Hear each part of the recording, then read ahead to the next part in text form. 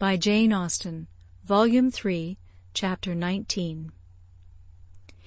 If Emma had still, at intervals, an anxious feeling for Harriet, a momentary doubt of its being possible for her to be really cured of her attachment to Mr. Knightley, and really able to accept another man from unbiassed inclination, it was not long that she had to suffer from the recurrence of any such uncertainty. A very few days brought the party from London, and she had no sooner an opportunity of being 1 hour alone with Harriet than she became perfectly satisfied, unaccountable as it was, that Robert Martin had thoroughly supplanted Mr. Knightley, and was now forming all her views of happiness. Harriet was a little distressed, did look a little foolish at first, but having once owned that she had been presumptuous and silly and self-deceived before, her pain and confusion seemed to die away with the words, and leave her without a care for the past, and with the fullest exultation in the present and future. For, as to her friend's approbation, Emma had instantly removed every fear of that nature by meeting her with the most unqualified congratulations. Harriet was most happy to give every particular of the evening at Astley's and the dinner the next day. She could dwell on it all with the utmost delight. But what did such particulars explain? The fact was, as Emma could now acknowledge, that Harriet had always liked Robert Martin, and that his continuing to love her had been irresistible. Beyond this, it must ever be unintelligible to Emma. The event, however, was most joyful, and every day was giving her fresh reason for thinking so. Harriet's parentage became known. She proved to be the daughter of a tradesman, rich enough to afford her the comfortable maintenance which had ever been hers, and decent enough to have always wished for concealment. Such was the blood of gentility which Emma had formerly been so ready to vouch for. It was likely to be as untainted, perhaps, as the blood of many a gentleman, but what a connection had she been preparing for Mr. Knightley, or for the Churchills, or even for Mr. Elton!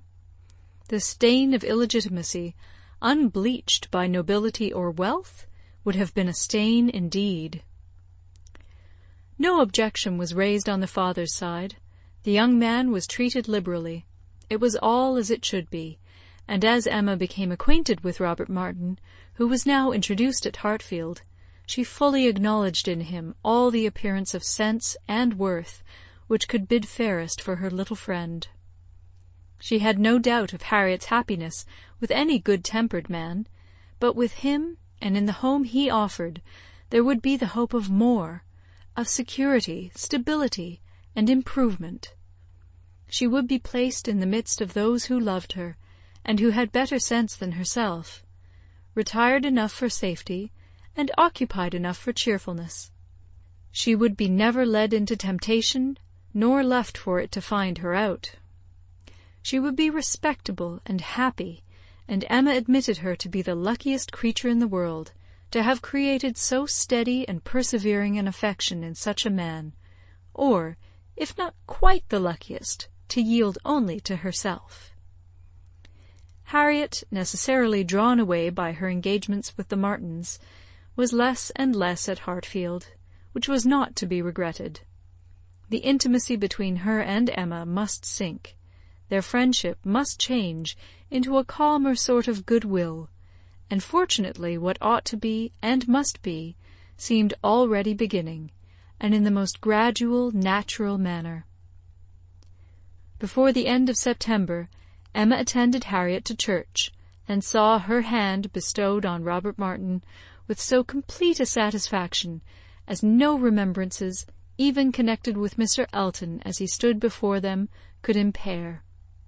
Perhaps, indeed, at that time she scarcely saw Mr. Elton, but as the clergyman whose blessing at the altar might next fall on herself. Robert Martin and Harriet Smith, the latest couple engaged of the three, were the first to be married. Jane Fairfax had already quitted Highbury, and was restored to the comforts of her beloved home with the Campbells. The Mr. Churchills were also in town, and they were only waiting for November. The intermediate month was the one fixed on, as far as they dared, by Emma and Mr. Knightley. They had determined that their marriage ought to be concluded while John and Isabella were still at Hartfield, to allow them the fortnight's absence in a tour to the seaside, which was the plan. John and Isabella and every other friend were agreed in approving it, but Mr. Woodhouse, how was Mr. Woodhouse to be induced to consent? He who had never yet alluded to their marriage but as a distant event. When first sounded on the subject, he was so miserable that they were almost hopeless. A second allusion, indeed, gave less pain.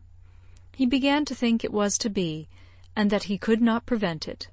A very promising step of the mind on its way to resignation. Still, however, he was not happy. Nay, he appeared so much otherwise that his daughter's courage failed. She could not bear to see him suffering, to know him fancying himself neglected, and though her understanding almost acquiesced in the assurance of both the Mr. Knightleys that when once the event were over his distress would be soon over too, she hesitated. She could not proceed.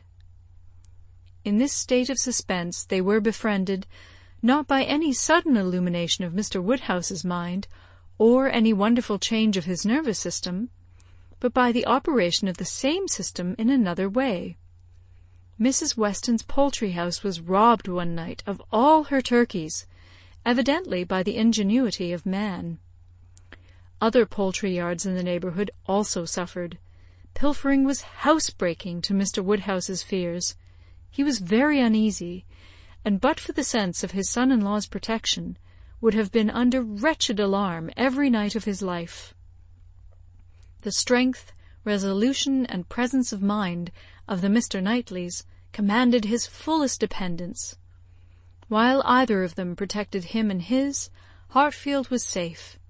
But Mr. John Knightley must be in London again by the end of the first week in November.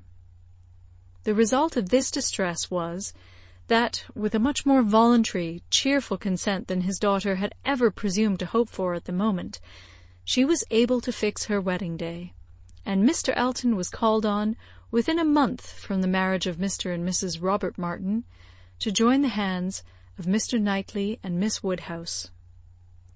The wedding was very much like other weddings, where the parties have no taste for finery or parade, and Mrs. Elton, from the particulars detailed by her husband, thought it all extremely shabby and very inferior to her own.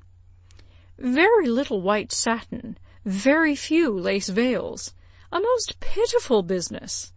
Selina would stare when she heard of it. But in spite of these deficiencies, the wishes, the hopes, the confidence, the predictions of the small band of true friends who witnessed the ceremony were fully answered in the perfect happiness of the union. Fini.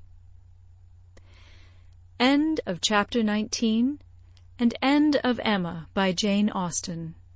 Recorded in Toronto, Ontario by Moira Fogarty, January 2010.